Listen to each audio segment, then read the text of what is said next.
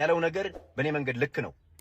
በ40 ዓመትህ ቤት ውስጥ በእናትህ ቤት ውስጥ ጺምን አትላጭ። እኔም እውነት ለመናገር ደግመዋለሁ። ማይሉት ነገር የለም። እኔን ከልጆችሽ ሁሉ ለይተሽ ስለበደልሽኝ እኮ ነው። እናቱን የሚወቅስ በትክክል አላሳደግሽኝም፣ እኔን በድለሽኛል፣ እኔን ጎርተሽኛል። እናንተ ሰዎች 18 ዓመት እኮ ካለፋችሁ ቆየ። ሜቢ ሁላችንም ዙሪያ እንደዚህ አይነት ሰዎች አሉ አይደለ? በ30 በ40 ዓመቱ እየከፈለ ማዘሩ ጎብጣ ያመጣችውን ገንዘብ ይዞ እየወጣ ምናን እየከፈለ ምናን ሰርቶ እንደሚገባ ሰው ማይሆን ቦታ እየዋለ የሚገባ ነፍ ነው። ስራ መባል አለበት እንደዚህ አይነት ሰው። ምክር አይደለም ሳክስም አይደለም፣ ስራ ስሩ። እግዚአብሔርን ስራ ስሩ። በ40 ዓመት እናንተ ላይ ጺምን አትላጭ። ውጣ ከቤት ስራ ራስህን ደጉም ቤተሰብህን አሽራ።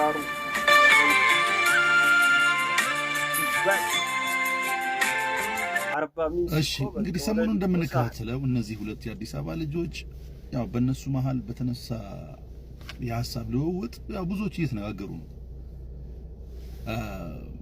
ሁለቱም እንደራሳቸው እንደግላቸው ትክክል ናቸው። ስፔሻሊ አንድ ብር የሚባለው ልጅ አዲስ አበባ ላይ ያለውን አብዛኛው ሪያሊቲ ነው ያወራው። ብዙዎቻችን ቤተሰብ ላይ ረጅም ጊዜ ነው ጥገኛ የምንሆነው። እንደዚህ ሀገር 20 ዓመት ሲሞላ ወጣት ትባል ያሰንፋል። ትክክል ነው። ስለዚህ በዛ ስንፍና ውስጥ ሆኖ ቤተሰብ ላይ ጥገኛ የሆኑ ብዙ ሰዎች አሉ። ያን ምንም መደበቅ አይቻልም። ይሄኛው ልጅ ደግሞ ብሩክ የሚባለው ልጅ ደግሞ የሚያወራው እሱ ደግሞ የሚለው ምንድነው እነሱን ነው የሚተቸው። ወደው አይደለም ቤት ውስጥ ቁጭ ያሉት አይነት ነገር ነው የሚለውና ይሄ ደግሞ ለሰነፎች ነው፣ ለሰነፎች ሞራል ነው የሚሆነው። ላይክ ሰነፍ ለሆኑ ሰዎች እንግዲህ ድጋፍ እየሰጠ ነው ማለት ነው።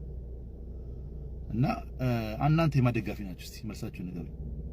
በ40 በ50 ዓመትህ ጺምህን አትላጭ የሚለው ንግግር ምኑ ነው የሚያበሳጭ የሚል ግጥም ጽፌ ልጨርስል ልቋጭ ማንም ወዶ አይደለም ከቤቱ የሚውል የሚል ሐሳብ መጥቶ ድንገት አለብኝ ውል ሰርጄ በማጥፋት የመጀመሪያውን እንደ አዲስ ጀመርኩኝ የሁለተኛውን ቆንጆ አድርጌ ጽፌ ለእናንተ ልፖስት 1-2 ደቂቃ ሲቀረኝ በግምት ስራ የሚሰራው ሰው የእናቱን ቤት ለቆ ያሰራር ሁኔታው ደልቶት ተመችቶት ይመስልሃል እንዴ ቀሎት ተንደላቆ በማለት ጠየቀኝ አይምሮ ያጥብቆ። አንደኛው ሐሳቤ ካንዱ ጋራ ሲጋጭ እኔ ምን አገባኝ የሚሰራ ሚስራ የሚላጭ ሚላጭ ብዬ ግጥሙን ትቼ ይህንን ፖስተትኩት። እንዴት አያችሁት? አንድ ብር የሚባለው ልጅ የመጣበትን ነገር በጠላውም ልክ አይደለም፣ ወይም ደግሞ ተሳዳቢ ሰው መሆን የለበትም። ለሶሻል ሚዲያ ላይ መጥቶ ሰውን የተሳደበው ወይም ደግሞ ለሰዎች ያስተማረው ሰውን መሳደብና ሰውን መንቆር ነው። እኔም እንደ ታግሎ እንደመጣና እየታገለ እንዳለ ወጣት የራሴን ምልከታ ለመስጠት ነው። አዩ ፖድካስቶች ላይ ቀርቦ የሚያወራቸው ወሬዎች እሱ ስለተናገረው ነው ችግሩን ያልገባኝ። መጥቶ ሰክሰስፉል የሆነ ሰው ቢናገረው ችግር አለው ማለት ነው። ችግር አለው ወይ? ይሄ ሰክሰስፉል የሆኑ ሰዎች መጥተው ቢናገሩት ችግር ይኖረዋል ወይ? ያለው ነገር በእኔ መንገድ ልክ ነው። በ40 ዓመትህ ቤት ውስጥ በእናትህ ቤት ውስጥ ጺምን አትላጭ። እኔም እውነት ለመናገር ደግመዋለሁ። አንድ ዲግሪ ያለው ሰው ስራ ማግኘትና መስራት ካልቻለ ወይም ፈልጎ ማጣት ካልቻለ ደን አስተናጋጅ ሆኖ መስራት አለበት፣ ወይ ደግሞ የሆነ ነገር ፈልጎ ራሱን አውርዶ መስራት መቻል አለበት። ዲግሪ ስላለህ ግዴታ መንግስት ያን ነገር ያመቻችልኝ ወይም ደግሞ ሀገሪቱ ያን ነገር ማመቻችልኝ ማለት አትችልም። ካልተመቻቸስ በቂ ካልሆነስ ለራስህ መኖር ያለብህ ራስህ ነህ። አትንደ ደደይ because የተማርከው አንተ አይደለ። ዲግሪ አንተ ራስህ ሂደህ ተምረህ ዲግሪ እስከያዝክ ድረስ አሁንም ቢሆን የራስህን የማውጣት ግዴታ ያለብህ አንተ ነህ። እንደ ወጣት ላለበት ስታተስና ወደፊት ለሚኖርበት ስታተስ ወይም ደግሞ ህይወት የራሱ ኃላፊነትና ግዴታ ነው ያለበት። ይህን ነገር አውቀን ራሳችን መቀየር ካልቻልን ማንንም መጠየቅ አንችልም። ለመጠየቅም መብታችን አይደለም፣ ልክም አይደለም በእኔ እምነት። አንዳንድ ጊዜ ስናማረርም እያሰብን የመሄድ እድል ካላችሁ ገበሬዎች እንዴት እንደሚኖሩ ድንጋይ የቆፈሩ እንዴት ራሳቸውን ሰርቫይቭ አድርገው እንደኖሩ ማየት ይቻላችሁ። አንዳንድ ልጆች አይቻለሁ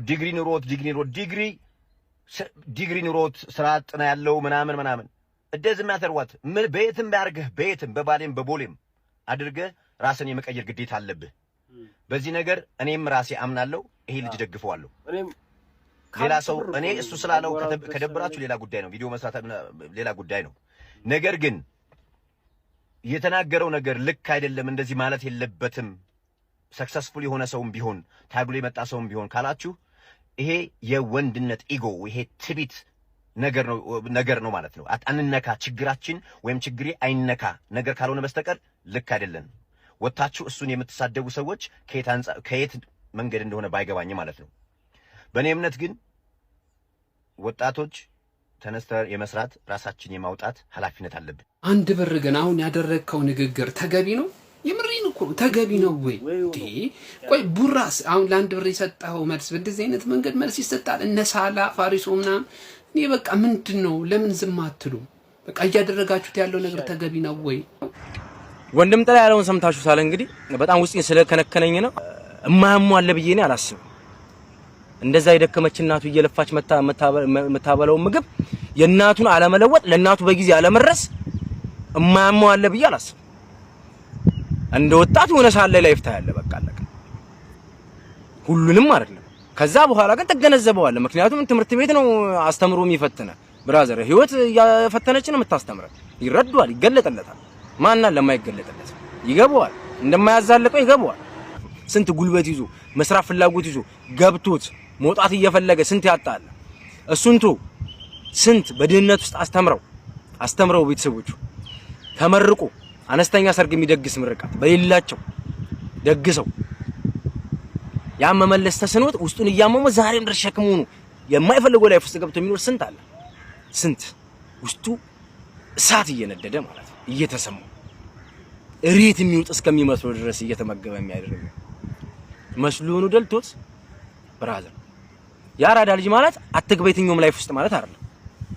ግባ ግን እንደማይሆን በተረዳ ሰዓት ላይ እጥፍ ማለት ባለበት ሰዓት ላይ አጋጣሚ መጠቀም ባለበት ሰዓት ላይ አጋጣሚ ሲመጣ መጠቀም ያ ነው ያራዳ ልጅ። በቃ እንደማይበጅ ትገነዘባለህ። መሻገት የለብህ ችክ ማለት የለብህም። የሆነ ላይፍ ላይ እጥፍ ማለት ሲኖርበት ጥፍ ትላለህ። አጋጣሚውን ስታገኝ አለ ስንት ያራዳ ልጅ ጥፍ ያለ እንደሆነም የትላንት ላይፉ ጠቀመው ያንተ ሀገር ላይፍ ማየቱ ጠቀመው። ለሚመጣውም ደጀን ሆነለት።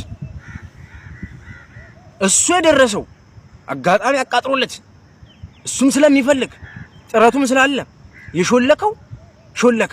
የሱ በረከት ለኛም ይደረሰን ለሱም ይደረሰው። ለዛ ለቀረው ዱርዬ እናቱ ላን ቁጭ ብሎ ለሚበላው ዱርዬ ማለት ነው ይደረሰው። ስንት አለ ፍላጎት ኖሮት ተቀምጦ አማራጭ አጥቶ ወይ የሚለው አጥቶ ተሰጦ ኖሮት ሞጫውን አጥቶ ሲቢውን ይዞ በመንከራተት እግሩ ቀጥኖ ዘመድ አጥቶ በእውቀቱ መቀጠር እስከሚያቀተው ደረጃ ማን ነው በእውቀት የሚቀጠር በዚህ ሰዓት? አንዳንዴ ከምንኖረው ውጪ እያወቀ የምንኖረውን ህይወት እያወቀ ነው ማለት ነው የምንናገራቸው ንግግሮች ይሰብራሉ፣ የእውነት ይሰብራሉ። እንደ ዱርዬ ለቤተሰቡ ደጀን የለም። እንደ ዱርዬ ለቤተሰቡ የሚያስብ የለም። ከራሱ በላይ እኮ የሚያስበው እኮ ለቤተሰቡ እኮ ስንት ራስ ወዳድ በሙላበት ከራሱ በላይ ነፍሱን በቀላል ነገር ለእናቱ ይሰጣል። እንኳን ከኪሱ እንኳን ሰርቶ መጥቶ ብትጦርለት ሊከፋው ይቅርና አንተ በዛ እድሜ እሷ በመታመጣው እንዲጠፍ አርግታ ባመጣችሁ ላ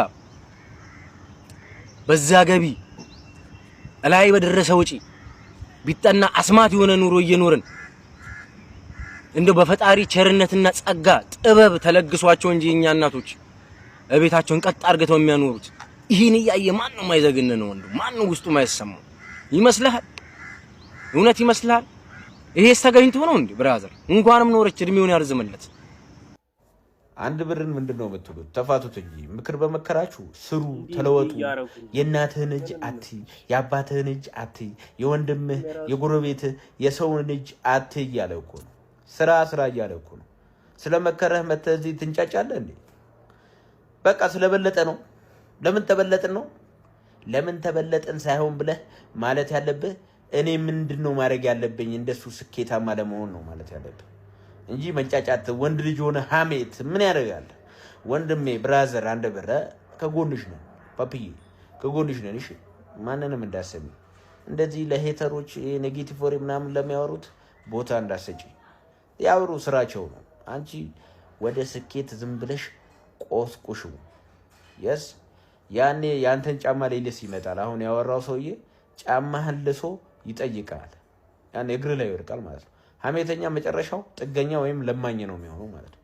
ስለዚህ ማንንም እንዳሰሚ ወደፊት ቀጥ ዝም ብላችሁ የምታወሩ ሰዎች ግን ለህይወታችሁ ብታስቡ ይሻላል።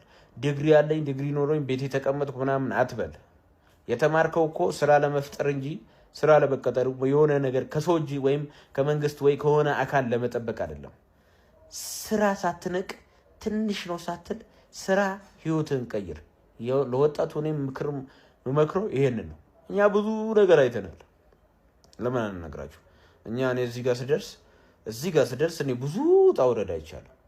ሁሉም ሰው እዚህ ጋር ሲደርስ ዝም ብሎ የደረሰ እንዳይመስላችሁ። ብዙ ነገር ተጋፍጠን ነው። የሰው አይኑ፣ የሰው ንግግሩ፣ መጥፎ ንግግር፣ ስንት መጥፎ ንግግር ይመጣል ወደኛ።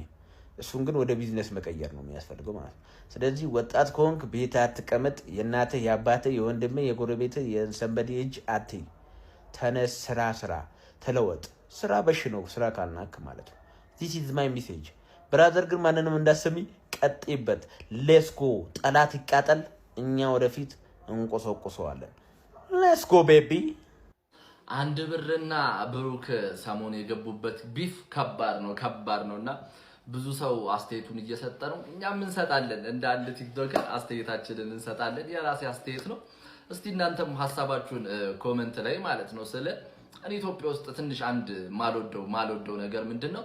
አንድ ሰው የሆነ ሐሳብ ሲያነሳ ሐሳቡን ከመተቸት ይልቅ ሰውየውን ፐርሰናሊቲውን ማንነቱን ኦር የኋላ ማንነቱን አንስቶ ምናምን ለማሸማቀቅ ኦር ምናምን ለመሞከር ለኔ አይስማማኝም። በቃ እዚህ ጋር አንድ ብር ተሳስቶ ሊሆን ይችላል ኦር ደግሞ የሱ ኢንቴንሽን ሜቢ ፖዚቲቭ ሊሆን ይችላል ኦር ደግሞ ሌላም መንገድ የሆነ አንድ ሐሳብ በሁለት መንገድ ካያችሁት በሁለቱም አንድ ብር ልክ ነው ልክ አይደለም የሚሉትም ልክ ናቸው በየራሳቸው አንግል ስላዩት። አሁን ለምሳሌ አንድ ብር የተናገረው ሜቢ ሁላችንም ዙሪያ እንደዚህ አይነት ሰዎች አሉ አይደለ? በ30 በ40 አመቱ እየከፈለ ማዘሩ ጎብጣ ያመጣችውን ገንዘብ ይዞ እየወጣ ምናን እየከፈለ ምናን ሰርቶ እንደሚገባ ሰው ማየው ቦታ እየዋለ የሚገባ ነፍ ነው። ስራ መባል አለበት። እንደዚህ አይነት ሰው ገብቷል። እናት አጥልህም በቃ እናት ያለች ብለ ምናን መከፈል ምናን ደስ አይልም። እንደዚህ ገብቷል። እንደዚህ አይነት ሰው ኮስተር ተብሎ ስራ መባል አለበት፣ መነገር አለበት። ገብቷል።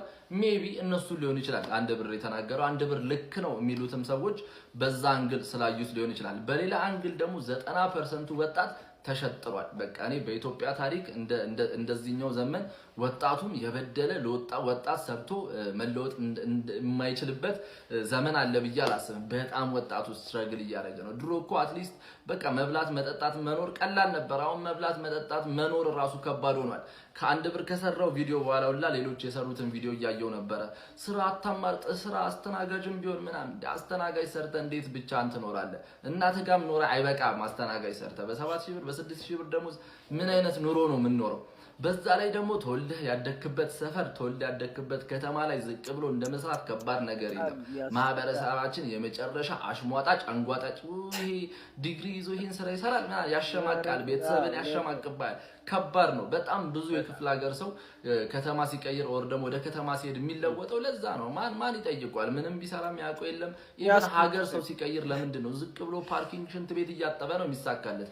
የሚያውቀው የለም። ጀጅ የሚያደርገው የለም። በጣም ጀጅ የሚያደርግ ማህበረሰብ ነው ያለውና ያ እንደዛ ስትራግል እያደረገ ያለው ማህበረሰብ ወር ደግሞ ወጣት ይሄን ቪዲዮ ሲያይ ኦፌንድ ላይሆን አይችልም። ለሱ ነው የሚመስለው እንደዚህ ነው እየሰራው እንዴት እንደዛ ይለኛል እሱ ስላለፈ ነው አሁን እኛ ላይ የሚንጠባረረው ብሎ ያስባል። በሁለቱም መንገድ ልክ ነው። ገብቷል። ይሄንን ነገር ማጥራት የነበረበት ግን አንድ ብር ነው። ቶሎ እኔም መጀመሪያ ሳየው ተናድጄ ነበር። ከዛ ሙሉን ገብቼ ዩቲዩብ ላይ ሳየው እቺ ነገር ብቻ ይዛችሁ ብቻ በቃ የሆነ ነገር እንዳታመጡብኝ ሲል ነበር። ነገር መጣበትና ቶሎ መጥቶ ኤክስፕሌን ማድረግ ነበረበት ብዬ አስባለሁ። ብሩክም በቃ ሲወቅሰው ነው ምናምን ብዬ ነበረ። ነገሩን ጠመጠመው ስልሽ ብሩክን ያስበሽበት ላይ ይችላል፣ ግን የተናገርሽው ነገር የተቸሽበት መንገድ ልክ አይደለም ስልሽ ከማይሆን ሰው ጋር ለማነካካት ሰው ተሳድበሃል፣ እንትናን ተሳድበሃል፣ ዱርዬው ነፍስ ማጥፋት ይችላል። አጥፉት ነው ነፍሱን ነው ብራዘር ያጠፋፋል ነፍስ ነው ይሄ ነገር ስልሽ በቃ ሐሳቡ ላይ ትኩረት ብታደርጊ አሪፍ ነበር እንጂ ያለፈው እንዴ ቤትም ሰርቶ ይሳካለት። እኔ እግዚአብሔርን ነው የምላችሁ እንኳን ሶሻል ሚዲያ ላይ አይኔ እያየ እየተለወጠ ያለ ሰው ይቅርና የሚያስጠላኝ ሰውላ ሲለወጥ ደስ ይለኛል። እግዚአብሔርን ወጣት ሆነን በዚህ ሰዓት እርስ በርስ ካልተደጋገፍን እርስ በርስ ተሸጣጥረን እንዴት ይሆናል?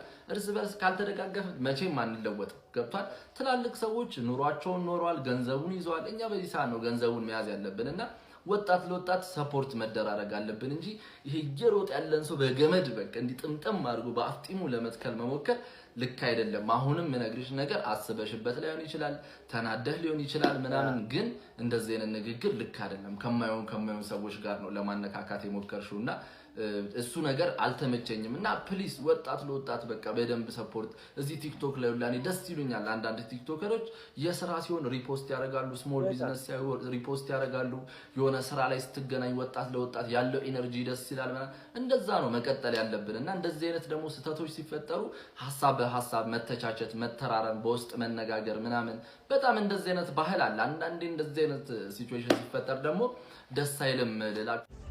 የሰሞኑን የአንድ ብርን ጉዳይ ከሳይኮሎጂ ፐርስፔክቲቭ አንፃር እስቲ የሆነ ነገር እንበል። ሉክ እኔ የመጀመሪያ ዲግሪ የሰራ ጎንደር ዩኒቨርሲቲ ነው የሰራሁት። በኤችኦ ነው የሰራሁት። ኤችኦ ለመምረጤ ለየት ያለ ምክንያት አልነበረኝም። እንደ ማንኛውም ተማሪ ሜዲሲን ኢንቴንድ አደረኩኝ። እሱ ፌል ሲያደርግ ኤችኦ መገባበት እድል ነበረ፣ ተጠቀምኩበት ነው። ኤችኦ ከገባው በኋላ ግን ብዙም ኢንትረስቲንግ አልነበረም ለኔ። ብዙ ነገሩ መሸምደድ ላይ ያተኮረ ነው። እኔ ኮንሰፕት ሰው ነኝ፣ የሚሄድ ነገር አልነበረም። ግን ሶስተኛ አመት ላይ ከጓደኞቼ ጋር ስናወራ አብዛኞቹ ተማሪዎች ለካ ዲግሪያቸውን መንግስት የሰጣቸውን ዲግሪ እየተማሩ ጎን ለጎን የሆነ ኮሌጅ ላይ ከፍለው የሚፈልጉትን ትምህርት ይማሩ ነበር።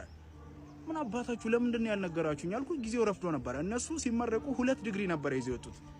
ከፈለገ ማኔጅመንት ይሆናል፣ አካውንቲንግ ሊሆን ይችላል። ክፍያውን በጣም ትንሽ ነበር። ምንም አይነት ሱስ ያልነበረብኝ ተማሪ አልነበርኩም። ውጪ መውጣት የሚያስደስተኝ ሰው አልነበርኩም። በወር ከ250 እስከ 300 ብር ከፍሎ አንድ የምፈልገውን ትምህርት ሜቢ ሳይኮሎጂ ሊሆን ይችላል ያን ዲግሪ መማር ይችል ነበር። ግን ያ ኢንፎርሜሽን እኔ ጋር አልነበረም፣ ኢንሳይቱ አልነበረኝም። የሆነ ነገር ተጋርዶ ነበረ ማለት ነው። አንድ ብር ማንኛውም ሰው ባይዘይ በ40 አመቱ እናቱ ቤት ቁጭ ማለትን የሚፈልግ የለም። ኮግኒቲቭ ፐርስፔክቲቭ ኦፍ ሳይኮሎጂ መሰረት ያደረገው አይፒቲ ላይ ነው፣ ኢንፎርሜሽን ፕሮሰሲንግ ቲዮሪ ማለት ነው። ይሄ ምንድነው የሚለው ሰዎች በሆነ ጊዜ ወደ ጭንቅላታቸው ገብቶ የነበረው ኢንፎርሜሽን ፕሮሰስ አድርገውት ስቶር ካደረጉት በኋላ ሲፈልጉት አውጥተው እንደሚጠቀሙት ቲዮሪው እዛ ላይ መሰረት ያደረገ ነው። ይሄ ማለት ምን ማለት ነው?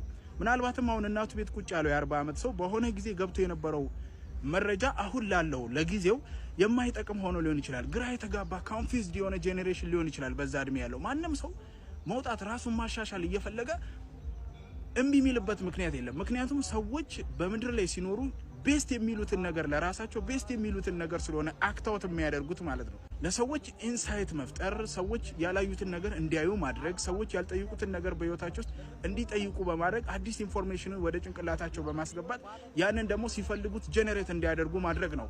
ሶ ኖ ዋን ካን ጀጅ ኤኒዋን ማለት ነው። አንድ አዲስ ያመጣችው ቴሪጎራ ደግሞ አለች። ስንት ፖስታችሁን ላይክ ኮመንት እያደረገ ሼር እያደረገ ኮፒ ሊንክ እያደረገ ላይቫችሁን ማታ ማታ እየተከታተለ ላይክ ኮመንት ኮፒ ሊንክ እያደረገላችሁ ስንት ለፌመስነታችሁ ለማደጋችሁ ምክንያት የሆነው ምስኪኑን ማህበረሰብ ማለት ነው። ልክ የሆነ አድጋችሁ ተለውጣችሁ ልክ የሆነ ፖድካስት ላይ ሲቀርቡ ማለት ነው ወስዳችሁ አናቱን ቅውር የምታረጉት ነገር አለ ማለት ነው። ትደውሉታላችሁ አናቱን ማለት ነው። ግርም ስላለኝ ነው እያየሁ ስለሆነ ነውና አይመጣውም ያራዳልች። አንድ አስረግጬ የምነግርህ ነገር ማለት ነው። ማታ ማታ ለምሳሌ ላይቭ ላይ ምሳሌ 6 ሰዓት ላይ የትኛውም ሀብታም ያንተን ላይቭ ላይክ ሲያደርግ ኮፒ ሊንክ ሲያደርግ አይከርም። በቃ ሀብታም ብር ያለው ሰው ብዙ መዝናኛ ያለው ሲጀምር ማታ በጊዜ ተኝቶ ጠዋት ወደ ስራው ነው የሚሮጡ። የተመቻቸለት ሰው ማለት ነው።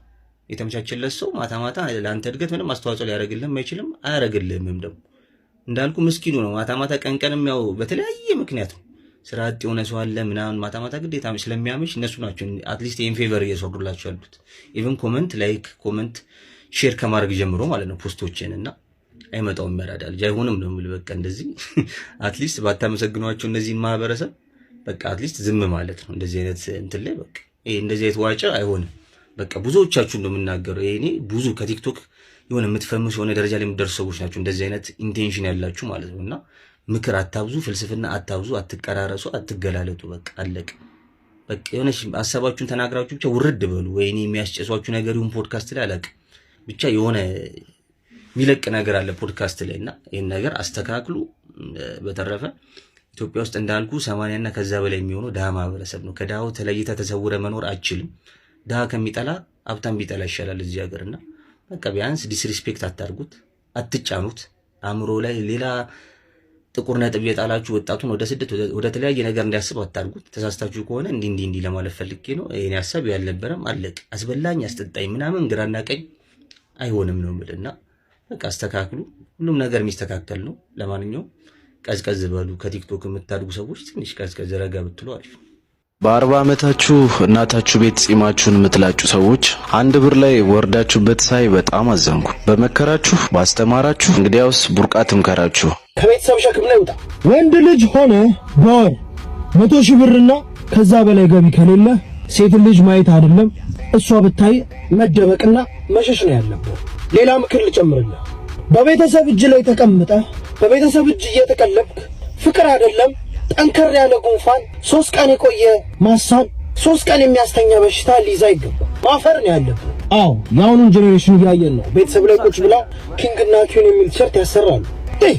ማትረባ መጀመሪያ ከከን አራክ። ሰላም ጤና ይስጥልኝ። 1 ብርና ጓደኞቹን በተመለከተ የሰሞኑን ውዝግብ አንድ ነገር በልበት ብላችሁኛል። የኔ መልእክት እንግዲህ በልጆች ጠብ ውስጥ አዋቂዎች መግባት የለባቸውም። ልጆች ይጣላሉ፣ ይጋጫሉ፣ ተመልሰው ይታረቃሉ። ስለዚህ አዋቂ የሆናችሁ ሰዎች በዚህ ጉዳይ ውስጥ አትግቡ። ይህን ካልኩ በኋላ 1 ብር ባለ ጉዳይ ላይ 1 ብር በ40 ዓመት እናት ቤት ውስጥ ሆነ ጺምን ትላጫለህ ወይ ምናምን ነገር ያለው ተረብ ነገር ብዙዎችን አበሳይቷል። እኔ ግን ከሱ ባለፈ ምክንያቱም እሱ ጉዳይ በአንድም በሌላም ልክም ላይሆን ይችላል። እናትን ትሪት ሊያደርጉ ያሉ ልጆች አሉ፣ በቂ ምክንያት ያላቸው ልጆች አሉ፣ በቂ ምክንያት የሌላቸው ልጆች አሉ። በዚህ አጋጣሚ ግን መልእክት ማስተላለፍ ፈልገው አለ። እነዚህ ልጆች ስፔሻሊ እነዚህ ካሁን በኋላ የምናገራቸው ልጆች 3 ችግር ያለባቸው ልጆች አሉ። አንደኛው አምሽተው ይመጣሉ። እናት ቁጭ ብላ ትጠብቃቸዋለች። አምሽተው ነው የሚመጡት 4 ሰዓት 5 ሰዓት 6 ሰዓት ሲንዘላዘሉ ከዛ በኋላ ለቅሶ ቤት እንደዚህ ቆይቼ ነው ምናምን ነገር የማይሰለቹ ውሸታሞች እና እናቶች ቁጭ ብለው እንዲጠብቋቸው የሚያደርጉ ጎረምሶች አሉ። ሁለተኛ እነዚህ ልጆች ጥምዝ ብለው ሰክረው ይመጣሉ። ሰካራሞች ናቸው። አምቡላቸውን ይጋቱና ከዛ በኋላ እናቶቻቸውን እንደገና ይረብሻሉ። እናት በማረፊያዋ ሰዓት እነሱን ቁጭ ብላ መጠበቋ ሳያንስ ሰክረው መምጣታቸው። ይሄ ብቻ እኮ አይደለም። 3ኛው ችግራቸው ደግሞ ይዘበዝባሉ። ማይሉት ነገር የለም። እኔን ከልጆችሽ ሁሉ ለይተሽ ስለበደልሽኝ እኮ ነው። አንዱም ምን ጥቅስ ጠቀሳሉ? ዳዊትም እናትና አባቱ አይፈልጉትም ነበረ፣ እግዚአብሔር ግን አነሳው ምናምን ነገር አለ። ዮሴፍም ምናምን ሊሆን ይችላል እንግዲህ እናትና አባቱ ሾጠውትና እኔም እንደዛ ነው በቃ ትታችሁኛል፣ እግዚአብሔር ግን ያነሳኛል ምናምን ብሎ እናቱን የሚወቅስ በትክክል አላሳደግሽኝም፣ እኔን በድለሽኛል፣ እኔን ጎርተሽኛል። እናንተ ሰዎች 18 ዓመት እኮ ካለፋችሁ ቆየ ረጅም ጊዜ 18 ዓመት ካለፋችሁና አሁን እናቶቻችሁ ምን ሊያደርጉላችሁ ነው? የእናንተ መዘብዘብ ምን ሊያደርግላችሁ ነው? 4 መሰረታዊ ችግር አላችሁ። ማምሸታችሁ፣ መጠጣታችሁ፣ መዋሸታችሁ፣ መዘብዘባችሁ። ምንም ላታመጡ ትዘበዝባላችሁና ቢያንስ ሰላም ስጧት፣ ለእናት ሰላም ስጧት። ይሄንን ማለት ፈልጋለሁ። ከዚህ ጋር በተያያዘ ሌላ ቀን እንዳልመለስበት በዚሁ ልናገር። በየሰፈሩ ቁጭ ብላችሁ ሰርተው ሳንቲም የሚያገኙ ልጆችን የምትቀፍሉ ብር አምጣ የምትሉ ማለት ነው፣ ድንጋይ ላይ ቁጭ ብላችሁ። እንደዛ አይደረግም። ያ ሰው ለፍቶ ያመጣውን ሳንቲም አንተ ድንጋይ ላይ ቁጭ ብላ አትቀበለውም። እናንተም አደብ ያዙ። ለሱሳችሁ ማገገሚያ የሚሆን ነገር ቅፈላ ይዛችኋል። እሱ ልክ አይደለም። እሱን አስተካክሉ። ማለት ያለባችሁ እኔ ባለፈውም እንደነገርኳችሁ ስራ ስጠኝ ነው የሚባለው። ስራ ስጠኝ ይባላል። ከዛ በኋላ እኔ ብፈልግ ደስ ያለኝ ስራ ሰጣችኋለሁ። ብፈልግ ግቢውን ጥረጉ ልል እችላለሁ፣ ብፈልግ የሆነ ነገር አድርጉ ልል እችላለሁ። ያን ስራ ሰርተ ብርህን ጠይቅ። ሰርተ ነው በቃ ሳንቲም ማግኘት ያለብህ እንጂ በቅፈላ እስከ መቼ አይሆንም። 1 ብር ላይ 1 ብር እዚህ ላይ የምትጨምረው ነገር ካለ አንተ ጨምር። ያው እንትን ሆናል፣ ሞቲቬተር ሆናል። እንግዲህ ሂድበት። ከዚህ በላይ እኔ ሞቲቬት ላደርጋችሁ አልችልም። ይሄን ሀሳብ ከወደዳችሁት ለብዙ ሰው አጋሩት። እነዚህ ሰካራም የሚዘበዝቡ ውሸታሞች እነሱ ጋር ይሄ ቪዲዮ መድረስ አለበት። ኮፒ ሊንክም አድርጉ። ለዚህ ቤት አዲስ የሆናችሁ ደግሞ የፕላስ ምልክቷን እየተጫናችሁ ቤተሰብ ሁኑ። እጅግ